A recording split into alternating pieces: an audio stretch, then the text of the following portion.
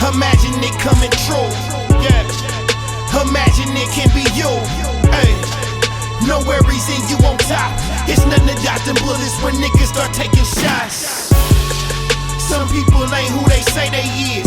Without no doubts, no second guessing, I was made for this. What's good, man? What's happening with the champ? Man, you got it, man. Man, glad you pulled up on me, man. For sure. For sure. It's a long time coming, man. We got a lot to talk about, Indeed, a lot to talk about, bruh. I go by the name of Kalfo, A lot of people still know me by Takeoff, the original Takeoff out of Oklahoma City. So, on a business tip, we changed the name. Kalfo Kings always lead for others. So, that's how we rocking today, 2020, For sure. What area of the city did you grow up at, bro? Man, Southeast Oklahoma City, in Oak Cliff edition, So, like I said, not one of the best areas, but, definitely not one of the worst. You feel me? Yeah. Not one of the worst, not one of the best, but that's the area I'm from, man. Dell City, Southeast Oklahoma City. Like I said, that's a stomping ground. Indeed. What kind of activities did you involve yourself in? You play any sports, anything like that? Man, when I was young, I hooped and I ran track. You know what I mean? I took a real interest in that. You know what I mean? As far as the music, stuff like that, that was something that I took a liking to probably around the age 10, 11, so it just eventually outweighed the sports to me. You know what I mean? I tuned more into music and doing talent shows and that sort, you know what I mean? For sure. What was the main rappers popping in Oklahoma when you started? Man, to be honest, when I started, it was a group called GPAC. Okay. Not sure if you know who GPAC is, man. Some East Siders. Okay. You know what I mean? So them was like the big homies. So they was hard. They remind you of the next, you know what I'm saying? NWA. You got what I mean? So that was before before I got turned on to like Nitro. And that was back when it was Daddy D. You got me? Yeah. Yeah, Love on the Dub Sack was one of my favorite songs. I'd be lying if I said different. You know what I mean? But them was cats that inspired me.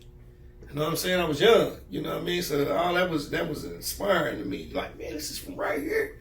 It's from right here in my own city. You got me? So yeah. Facts. Give me your top 5, man. My top 5, man. Right off the top of my head. Snoop. Good one. Jay-Z. Dope. I was a big MC8 fan. Compton's Most Wanted. Compton's Most Wanted. Trying to go all the way around the table. UGK. Scarface. I can go on, man. Like, you know what I'm saying? As you see, I haven't named nobody from this era. You know what I'm saying? I come from a whole different cloth. Tupac. You got me? So it was like everybody had their own sound. Everybody was original in their own way. So when I break it down, when I say Snoop, it's number one. Snoop became my number one artist later on in the third in my life when I seen that he was not scared to go outside the box to tap into more than just gangster. Get out that comfort zone. Yeah. We all got that comfort zone. Once I realized, like, man, Snoop smooth with it. You got me? Like, I respect the gangster, you know what I'm saying? But I'm like, man, this nigga here is real, you know what I'm saying? He real fly with this shit. He got me on a whole nother level. You know what I'm saying? When he came out with Beautiful and all that, I was like, man, like, you wasn't expecting that. You wasn't expecting that. You know what I'm saying? So when I say Jay-Z and them hit me not only with music. I seen Rocker wear clothes. I seen the business aspect of it where I'm like, man, he handling business. You got me? Yeah, he a dope artist, but he handling business. You got me? He had other artists standing around him that looked up to him, depended on him and his team to take them and their team to the next level. You got me? So right then I was like, oh man, you know, this is inspirational right here. You know what I mean? I wanted my own clothing line. You got me? I wanted my own business. I wanted to own some shit. You got me? So that's where Jay-Z took me. Before all of that, like I said, when I go to the MCA, you know, them was the days when, you know, we still Dickie suit down. You know what I'm saying? Chuck T's and Dickies and white tees every day, and, you know, living that life.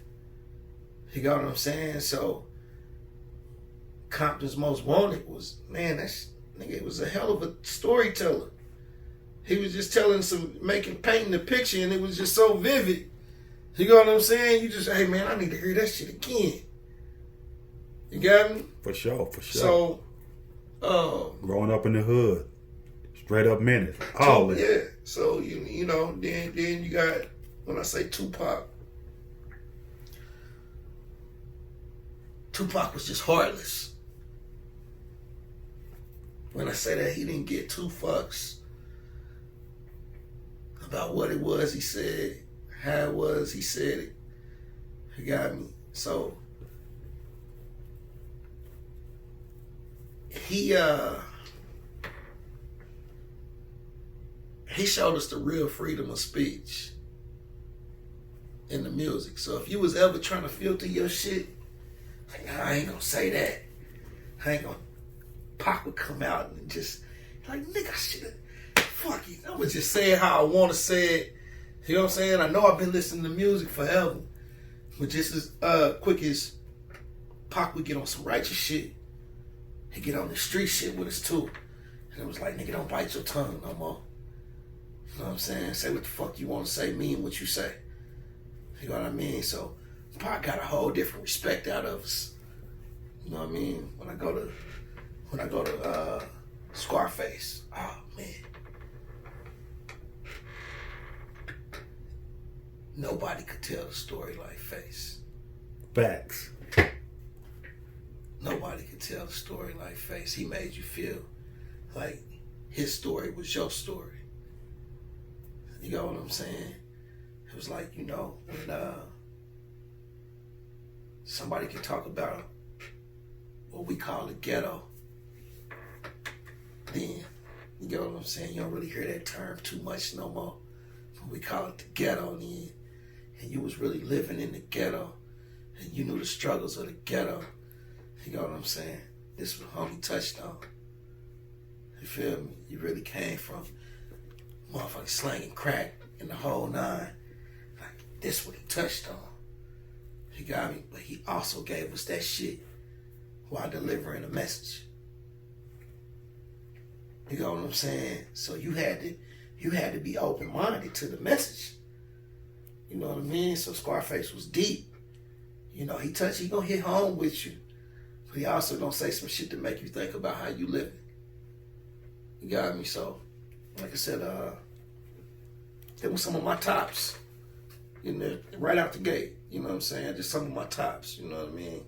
Legends, no doubt. Legends. Yeah, no that's who I'm inspired by. I mean, one more person that I can't forget that I grew up on was E40. And like I said, to see him still hit the gas today, I'm talking about never falling off.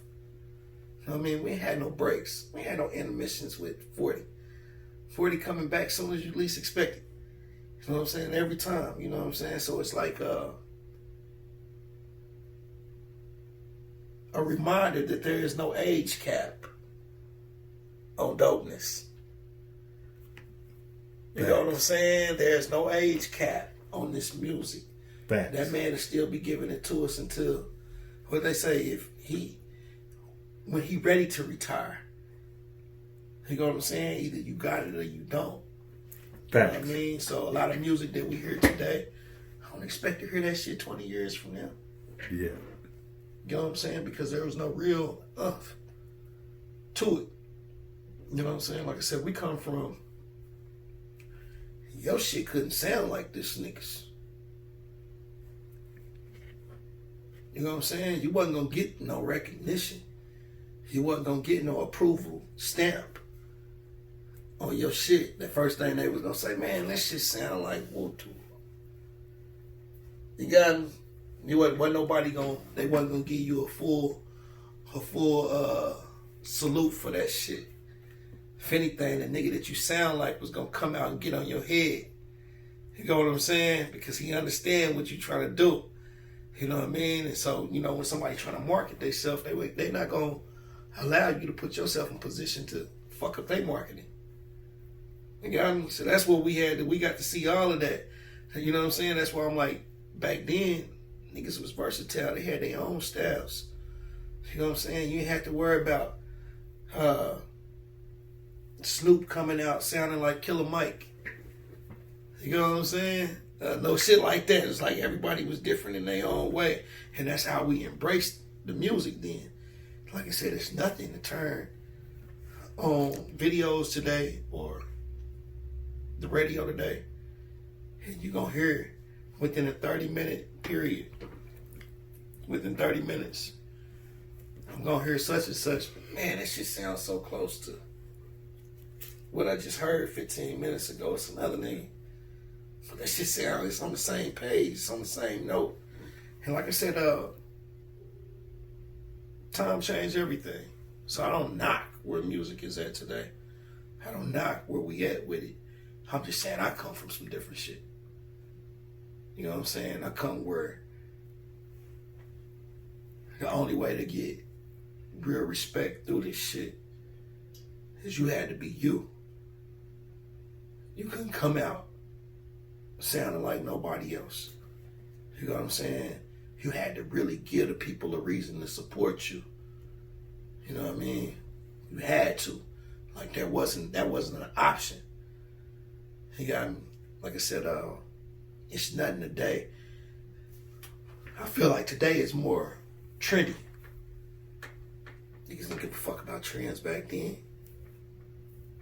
You know what I'm saying? The trend was I sound like me. And you can't sound like this. Yeah.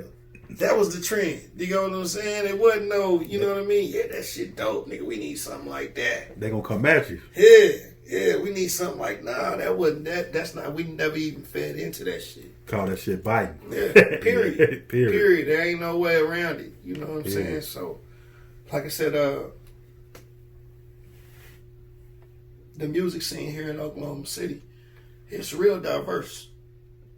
You know what I'm saying? We still have yet to get the recognition that we deserve. You know what I'm saying? Based off of not just the market, but the individuals involved in the market. You know what I'm saying? So at some point, people will, in this market here in Oklahoma, will realize, hey man, it's not gonna be no one person that make this shit what it is. It's not gonna be your homeboy, my homeboy. It's gonna have to be our homeboys, us. Facts. You know what I'm saying? Got exactly what you're saying. So when you look at the Atlanta and you look at the Dallas, niggas wasn't all best friends and no shit. They all from different sides of the town and everything. But they realized when a movement got started, hey, it's going to take all us to make the world recognize what's going on. Some people ain't who they say they is. Without no doubts, no second guessing, I was made for this. Some people ain't who they say they is. Without no doubts, no second guessing, I was made for this.